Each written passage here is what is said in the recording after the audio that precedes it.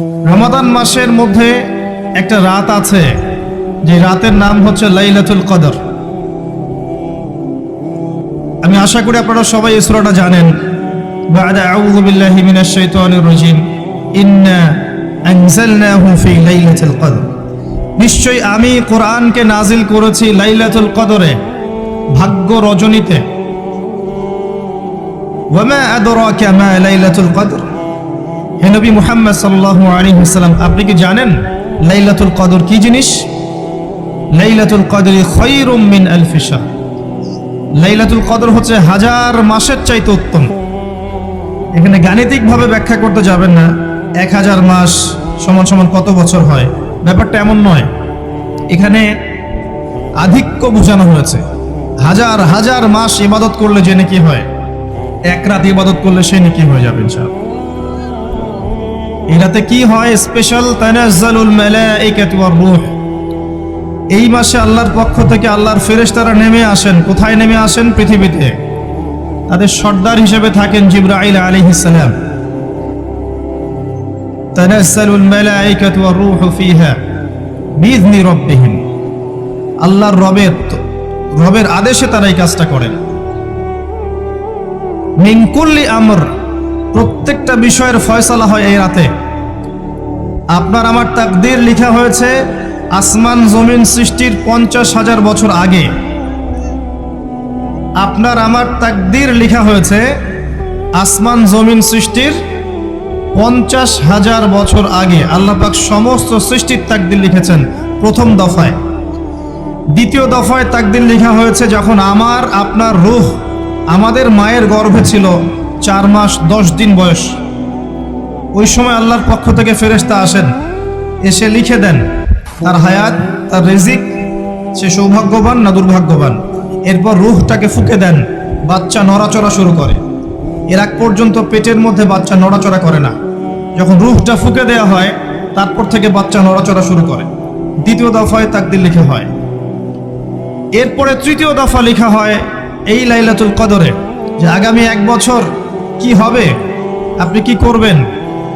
অর্থাৎ 1 বছরের বাজেট প্রণয়ন করা হয় প্রত্যেক লাইলাতুল কদরে। তানাজ্জালুল মালাইকাতু ওয়ার রূহ ফিহা বিইذনি রাব্বিহিম মিন কুল্লি আমর। এই রাতের আরেকটা বৈশিষ্ট্য হচ্ছে সালামুন হিয়া হাত্তা মাতলাইল ফজর। ফজর পর্যন্ত এই রাতে শান্তি শান্তি শান্তি শান্তি প্রশান্তি বজায় থাকে। এই রাতে আপনি যে দোয়া করবেন, যে কোনো দোয়াই করবেন, যদি আপনার রিজিকটা হালাল হয় ইনশাআল্লাহ কবুল হয়ে যাবে। যে কোনো দোয়া। এই রাতে যারা ইবাদত করে দাঁড়িয়ে দাঁড়িয়ে, তাদের চতুর্দিকে ফেরেশতারা সমবেত হন, তাদের দোয়ায় তারা শরীক হন, তাদের জন্য দোয়া করতে থাকেন। ঠিক তখনই দেখবেন মুমিন বান্দার চোখ দিয়ে টপ টপ করে পানি পড়া শুরু হয়েছে। আপনি ফিল করতে পারবেন যে আপনার দোয়া আল্লাহ কবুল করছেন। এই রাতের ইবাদতকে 1000 মাস দিয়ে গুণ করলেও কখনো সমান হবে না। একটা রাত ইবাদত করলে আপনি হাজার হাজার মাসের নেকি পাচ্ছেন। এই সুযোগটাকে ছেড়ে দেওয়া যায়? কবে এই রাত স্পেসিফিকলি বলা যাবে না 27 তারিখেই, স্পেসিফিকলি বলা যাবে না যে 21-এর রাতেই, 23-এর রাতেই বা 25-এর রাতেই। নির্দিষ্ট করে বলার কোনো সুযোগ নাই। নবী সাল্লাল্লাহু আলাইহি ওয়াসাল্লাম লাইলাতুল কদর পেয়েছেন এবং ওই রাতে বৃষ্টি হচ্ছিল। তিনি সেজদা করছেন, তার কপালের মধ্যে মসজিদে নববীর যে মাটি আছে এই মাটির কাদা লেগেছিল। তখন কিন্তু মসজিদ টাইলস ফিটিং ছিল না। মাটির মসজিদ থেকে নবী সাল্লাল্লাহু আলাইহি ওয়াসাল্লাম বিশ্ব পরিচালনা করেছেন। আর আমাদের এখন তাজমহলের মতো মসজিদ, হেদায়েতের কোনো হও নাই এখানে। এটা আখিরুজ্জামানের সাইন। মসজিদগুলো হবে চাকচিক্যময়, হেদায়েত শূন্য। হাদিস একদম স্পষ্ট আছে, মসজিদ হবে চাকচিক্যময় কিন্তু হেদায়েত শূন্য। ইভেন দেখবেন নামাজ পড়ছে মুসল্লি, পাশে হই হুল্লা করছে। দিনের কথা আলোচনা হলে বা নামাজ পড়লে, কেউ কোরআন তেলাওয়াত করলে আদবের সাথে যে পাশে শোরগোল করতে হয় না, এটাও এখন বুঝাতে হয়। বুঝাতে গিয়ে যদি আপনি এই আয়াত তেলাওয়াত করেন, লাহুম কুলুবুন লা ইয়াফকাহুনা বিহা, কিছু মানুষকে আল্লাহ পাক কলব দিয়েছেন, বোঝে না। ওয়ালাহুম আযানুন লা ইয়াসমাউনা বিহা, কিছু মানুষকে আল্লাহ পাক কান দিয়েছেন, শোনে না। ওয়ালাহুম আ'য়ুনুন লা ইউবসিরুনা বিহা, কিছু মানুষকে আল্লাহ পাক চোখ দিয়েছেন, দেখে না। উলাইকা কাল আনআম, এরা আনআমের মতো। বাল হুম আদাল, বরং তার চাইতেও নিকৃষ্ট। তখন কিছু মানুষের ইগোতে লেগে যায়। আচরণ কিন্তু এমনই। কোরআন যেখানে তেলাওয়াত করা হচ্ছে, নবীর হাদিসের কথা বলা হচ্ছে, সেখানে উঁচু স্বরে কথা বলা জায়েজ নেই। নামাজ পড়ছে একজন ব্যক্তি, সে আল্লাহর সাথে সরাসরি কথা বলছে, তার পাশে কথা বলা জায়েজ নেই। এমনকি নামাজরত ব্যক্তির পাশে কোরআন তেলাওয়াত করাও জায়েজ নেই। আমার কথা কি বুঝতে পারছেন? একজন ব্যক্তি নামাজে দাঁড়িয়েছে, আল্লাহর সাথে কথা বলছে, পাশে আপনি কোরআন তেলাওয়াত করতে পারবেন না জোরে জোরে। মনে মনে করতে হবে, করতে চাইলে মনে মনে করতে হবে। অনেক সময় মসজিদের ভিতরে দেখবেন নামাজ পড়া হচ্ছে, শোরগোল করছে। নবী সাল্লাল্লাহু আলাইহি ওয়াসাল্লাম বলেছিলেন, আখিরুজ জামানে, তিরমিজিতে আছে হাদিসটা, আখিরুজ জামানে ইসলামের নামটুকু থাকবে, ইসলামের প্রকৃত বিষয়গুলো থাকবে না। কোরআনের মাসহাফ থাকবে, যে মাসহাফ, কোরআনের মাসহাফটা থাকবে, এর শিক্ষাগুলো থাকবে না। মসজিদগুলো হবে চাকচিক্যময়, কিন্তু মসজিদ হবে হেদায়েত শূন্য। আর চতুর্থ লাইনটা আরো ভয়ঙ্কর। 4 নম্বর লাইনে গিয়ে নবীজি বলেছেন সাল্লাল্লাহু আলাইহি ওয়াসাল্লাম, আসমানের নিচে, জমিনের উপরে আল্লাহর সবচেয়ে নিকৃষ্ট সৃষ্টি হবেন এক শ্রেণীর আলেম, যাদের থেকে ফিতনা ছড়াবে এবং তাদের দিকেই ফিতনা ফিরে আসবে। তিরমিজির মধ্যে হাদিসটা আছে, যে কোনো আলেমকে জিজ্ঞাসা করেন এটা কোন শ্রেণীর আলেম, এটা বোঝার জন্য আপনার পিএইচডি করার দরকার নাই। যারা দিনকে দুনিয়ার বিনিময়ে বিক্রি করেছে, তারাই সেই শ্রেণীর আলেম। যারা সত্য কথা বলতে ভয় পেয়েছে, তারাই সেই শ্রেণীর আলেম। যারা সত্যকে মিথ্যার সাথে মিশ্রিত করেছে, তারাই সেই শ্রেণীর আলেম। এবং যারা ইসলামের নামে উম্মাকে শতদা বিভক্ত করে দিয়েছে, এরাই সেই শ্রেণীর আলেম। নবী করিম সাল্লাল্লাহু আলাইহি ওয়াসাল্লাম বলেছেন, লাইলাতুল কদর আমি পেয়েছি, কপালে কাদা মাটি ছিল, বৃষ্টি হচ্ছিল, তার মানে ওই রাতে বৃষ্টি হতে পারে, ওই রাতে বৃষ্টি হতে পারে। লাইলাতুল কদরের আলামত, রাতের বেলা বৃষ্টি হতে পারে। বৃষ্টি হয়েছে, তিনি নামাজ পড়েছেন, কপালের মধ্যে কাদা লেগেছিল, তিনি বের হয়েছেন, সাহাবীদেরকে বলবেন কোন রাতটা লাইলাতুল কদর, আজকের রাতটা লাইলাতুল কদর, এটা বলতে বের হয়েছেন। বের হয়ে দেখছেন দুজন মুসলিম আপোষে ঝগড়া করছে। লিসেন টু মি, দুজন মুসলিম আপোষে ঝগড়া করছে। আমরা বলি না যে মুসলিমদের মাঝে ইখতিলাফগুলো রহমত, আমরা বলি না? দুজন মুসলিম আপোষে ঝগড়া করছে, এই কাজটার কারণে আল্লাহ রাব্বুল আলামিন নবী সাল্লাল্লাহু আলাইহি ওয়াসাল্লামের হৃদয় থেকে এই কথাটাকে তুলে নিলেন। তিনি আর বললেন না এক্স্যাক্টলি কোন রাতে লাইলাতুল কদর ছিল, তিনি বলতেই বেরিয়েছিলেন যে কোন রাতে লাইলাতুল কদর ছিল। আমাদের ইখতিলাফের কারণে আমরা সেই নির্দিষ্ট রাতটাকে হারিয়ে ফেলেছি। তবে এর মধ্যেই খায়ের আছে, এর মধ্যেই কল্যাণ আছে। আরবিতে একটা প্রবাদ আছে, কুল্লু শার ইউজাদু ফিহিল খায়র, প্রত্যেকটা অকল্যাণের পিছনেই কোনো না কোনো কল্যাণ আছে। নির্দিষ্ট করে বলে দিলে আমরা বাকি রাতগুলো জাগতাম না। নবী সাল্লাল্লাহু আলাইহি ওয়াসাল্লাম এখন বললেন যে আমাকে ভুলিয়ে দেয়া হয়েছে কোন রাত, তোমাদের ঝগড়ার কারণে। অতএব তোমরা শেষ দশকের বিজোড় রাতগুলোকে তালাশ করো। শেষ দশকের বিজোড় রাত বলতে 21-এর রাত, 23-এর রাত, 25, 27, 29, এই 5টা রাতের যে কোনো একটা লাইলাতুল কদর।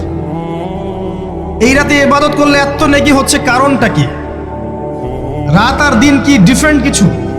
প্রত্যেক রাতেই কিন্তু আল্লাহ পাক প্রথম আসমানে নেমে আসেন, প্রত্যেক রাতে, শুধু শবে বরাতের রাতে নয়, শুধু নিসফে শাবানের রাতে নয়, কিন্তু প্রত্যেক রাতেই আল্লাহ পাক প্রথম আসমানে নেমে আসেন। তিনি কিভাবে নেমে আসেন এটা ব্যাখ্যা করার দরকার নেই আমাদের। আল্লাহ পাক বলেছেন নেমে আসি, বাস আসি। কারণ সবকিছু আমরা যুক্তি, বিজ্ঞান, দর্শন দিয়ে প্রমাণ করতে পারবো না। পারবো?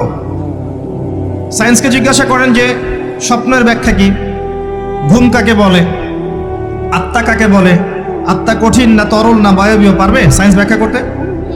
কবরের আযাব কি, জিন জাতি কি, জিন জাতি কাকে বলে, জিন জাতি কেমন দেখতে, মালায়েকা কেমন, তারা কিভাবে কাজ করে, তাদের ফাংশন কি, তারা কি ব্যাখ্যা করতে পারবে? আমাদের একটা চেতনা তৈরি হয়েছে, সায়েন্স যা বলবে তাই সত্য, এই চেতনা পুরোপুরি সত্য নয়। কোরআন এবং সুন্নাহ, আল্লাহ এবং তার রাসূল যা বলবেন সেটাই চূড়ান্ত সত্য।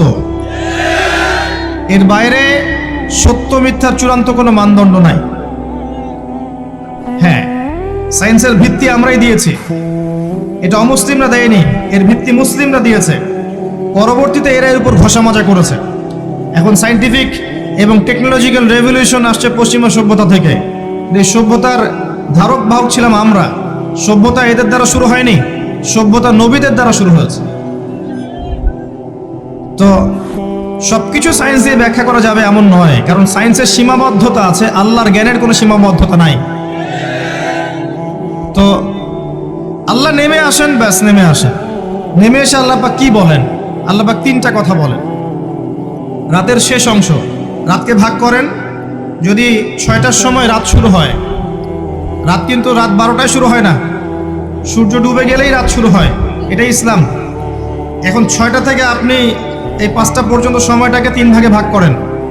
শেষের অংশ ধরে নেন যে 1টা থেকে 5টা, কথার কথা আমি এস্টিমেট করলাম, এই সময়টুকুতে আল্লাহ রাব্বুল আলামিন কাছে নেমে আসে প্রথম আসমানে, অর্থাৎ তার রহমত নিকটবর্তী হয় এবং তিনি আহ্বান করতে থাকেন 3টা জিনিস। 1, কে আছো? আমার কাছে কিছু চাইবে, যা চাইবে আমি তাই দিব। 2, কে আছো? আমার কাছে ক্ষমা চাইবে, আমি তোমাকে মাফ করে দেব। 3, কে আছো? কে আছো আমাকে ডাকবে, আমি তোমার ডাকে সাড়া দেব। মানে এই সময় আপনি যা চাইবেন, ইনশাআল্লাহ আপনার আকীদায় যদি শিরক না থাকে, আমলে যদি বেদাত না থাকে এবং আপনার রিজিক যদি হালাল হয়, ইনশাআল্লাহ তাআলা আপনার দোয়া কবুল করা হবে। আল্লাহ পাক প্রত্যেক রাতেই নেমে আসেন। তাহলে লাইলাতুল কদরকে এত স্পেসিফিকলি ইম্পর্টেন্স দেওয়ার কারণ কি? একটাই কারণ, মনে রাখবেন, লাইলাতুল কদরকে মর্যাদামণ্ডিত করার এবং রমাদান মাসকে শ্রেষ্ঠ মাস মর্যাদামণ্ডিত করার একটা কারণ, only one reason behind it, সেটা হচ্ছে এই মাসে এবং এই রাতে আল কোরআন নাজিল হয়েছে। কথা কি বুঝতে পারছেন? কোরআন নাজিলের কারণেই এই মাসটা মহামান্বিত, কোরআন নাজিলের কারণেই এই রাতটা সম্মানিত। ইন্না আনজালনাহু ফি লাইলাতুল কদর। আসুন সামনে যাই। নবী করিম সাল্লাল্লাহু আলাইহি ওয়াসাল্লাম যখন এই জাহেলি যুগে বাস করছেন, এই লাইলাতুল কদরে রমাদান মাসে আল্লাহ পাক কোরআন নাজিল করলেন। কি জন্য নাজিল করলেন? কারণ এই সমাজটাকে পরিবর্তন করার জন্য, সমাজের জাহিলিয়াতগুলোকে দূর করার জন্য নবী করিম সাল্লাল্লাহু আলাইহি ওয়াসাল্লাম প্রচন্ড ফিকির করতেন। কি করা যায়, কি করলে মানুষগুলো শিরক ছেড়ে দিবে, কি করলে সুদ বন্ধ হবে, কি করলে মাদক থেকে মানুষ দূরে থাকবে, কি করলে নারীর সম্মান বৃদ্ধি পাবে। তিনি ভাবতেন কিভাবে গোত্রীয় হানাহানি বন্ধ করা যায়, তিনি এগুলো ভাবতে থাকতেন। হেরা গুহায় বসে তিনি এগুলো ভাবতেন কি করা যায়। যুবক বয়সে তিনি হিলফুল ফুজুর তৈরি করেছেন এগুলো সমস্যা দূর করার জন্য, কিন্তু পরিপূর্ণরূপে সফল হয়েছেন বলতে পারি না আমরা, কারণ তখন ওহী আসেনি। এই ভাবতে ভাবতে ভাবতে ভাবতে একদিন এক রাতে তার কাছে আল্লাহর পক্ষ থেকে কোরআন নাজিল হলো। সূরা আলাকের প্রথম 5টা আয়াত, বিসমিল্লাহির রহমানির রহিম, ইকরা বিসমি রাব্বিকাল্লাযী খালাক। পড়ুন আপনার রবের নামে, যিনি আপনাকে সৃষ্টি করেছেন। খালাকাল ইনসানা মিন আলাক, যিনি মানুষকে সৃষ্টি করেছেন জমাট বাঁধা রক্তপিণ্ড থেকে। আমরা সবাই জমাট বাঁধা রক্তপিণ্ড ছিলাম মায়ের পেটে। আজকে আমরা আল্লাহ দ্রোহী হয়েছি, কিন্তু আমরা পেটের মধ্যে এতটুকু জমাট বাঁধা রক্তপিণ্ড ছিলাম। সূরা ইয়াসিনের মধ্যে আল্লাহ পাক এই কথাটা বলেছেন, তোমাদেরকে তো নুতফা থেকে সৃষ্টি করেছি, ফাইদা হুয়া খসিমুম মুবিন, যখন সে বড় হয়েছে সুস্পষ্টভাবে আল্লাহর বিরুদ্ধাচরণ করছে। ঈদের যে শপিংটার কথা বলছি, এটা এই কারণে বলছি, লাস্টের দশকে আমরা ঈদের শপিংয়ে বেশি ব্যস্ত থাকি, এতে করে লাইলাতুল কদরটা আমরা হারিয়ে ফেলি। লাস্টের দশক আমরা হয় ইতেকাফ করব, না হলে বাসায় নামাজ পড়বো, পরিবারবর্গকে নিয়ে রাত জাগবো। মারা যাবে ইনশাআল্লাহ। তারাবির নামাজ তো পড়বোই ইনশাআল্লাহ জামাতে।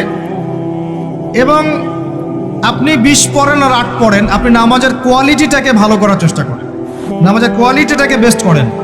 ধীরে ধীরে তেলাওয়াত করেন, ধীরে ধীরে রুকু সেজদা করেন, নামাজটাকে এনজয় করেন, সময় নিয়ে, টাইম নিয়ে, 2 ঘন্টা সময় লাগুক, 3 ঘন্টা সময় লাগুক, এনজয় করে নামাজ পড়েন। আল্লাহ পাক তৌফিক দান করুন। এরপর শেষ রাতে আবার ওঠেন, পরিবারবর্গকে নিয়ে নামাজে দাঁড়ান, একসাথে জামাত করে নামাজ পড়েন, পরিবারে নফল নামাজ পড়েন, বাসায় বরকত হবে ইনশাআল্লাহ।